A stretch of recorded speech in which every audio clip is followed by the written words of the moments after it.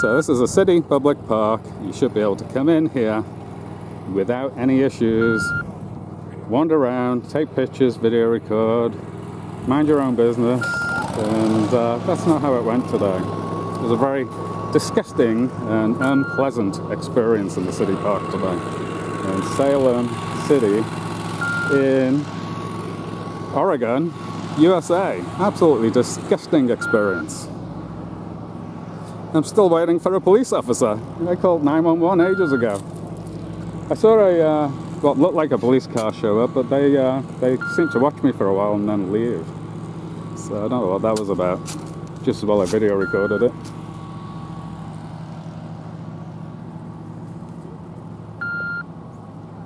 See, nobody's getting stopped by these people. I was the only one that was stopped today. All these people are wandering around. Here's the work crew. Yeah, there's